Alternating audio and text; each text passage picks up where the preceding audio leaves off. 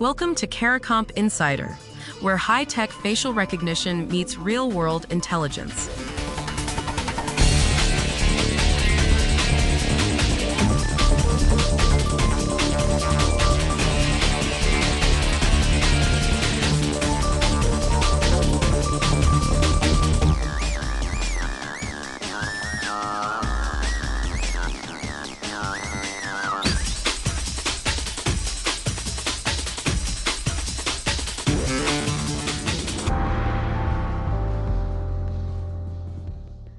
Your boss hands you a form. Sign here and the office will start clocking you in with your fingerprint. You sign it because honestly, what are you going to do? Say no. Here's the part that should stop you cold. In Türkiye, regulators just ruled that even when you sign that form, the whole system can still be illegal. If you've ever pressed your finger to a scanner at work or looked into a little camera by the office door, this is about you. And maybe you felt a flicker of unease when you did it, like you didn't really have a choice. That instinct, it turns out the law agrees with you. According to Türkiye's Data Protection Authority, the KVKK, your signature on a consent form might not mean anything at all.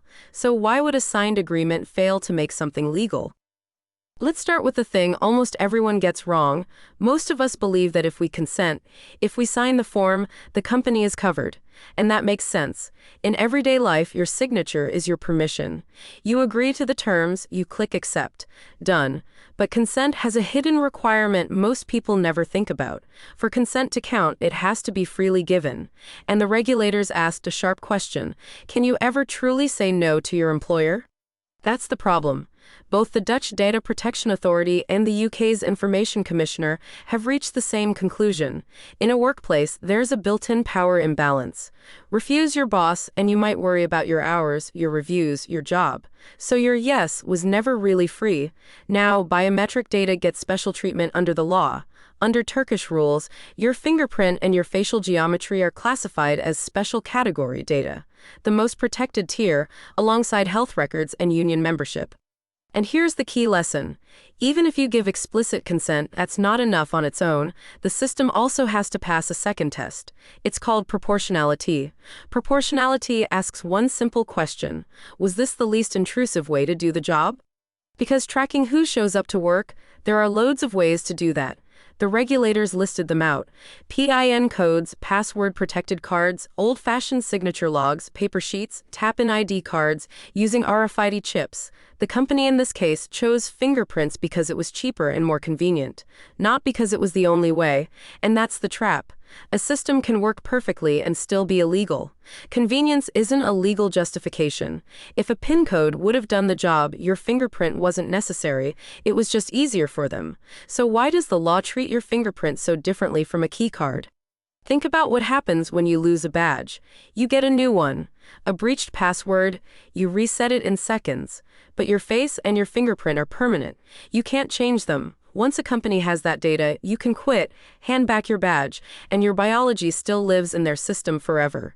That permanence is exactly why this matters so much, and the consequences are real. In one recent KVKK decision, an employer using facial recognition for entry and exit was fined 500,000 Turkish lira. One more thing employers get wrong. They assume that because labor law requires them to track attendance, the law lets them do it with biometrics. It doesn't. Being required to monitor attendance never means you're allowed to collect fingerprints to do it. Here's the shift that changes everything. Consent was never a yes or no checkbox. It's a question of whether you could have said no without losing your job. And the regulators just flipped the burden. Now the employer has to prove they offered a real alternative, not just collect your signature. So let me leave you with this. Signing a form doesn't make biometric monitoring legal. The law asks whether you truly had a choice, and whether a simpler tool like a PIN would have worked just as well. If it would have, your fingerprint was never necessary. You can replace a password. You can't replace your face. That's why this isn't just paperwork. It's about something you can never get back. And knowing that means the next time someone asks for your fingerprint, you'll know the right question to ask. The full story's in the description if you want the deep dive. Now you know something most people in this industry don't. Use it. And when you're ready to put it to work, caricomp.com. We'll see you tomorrow.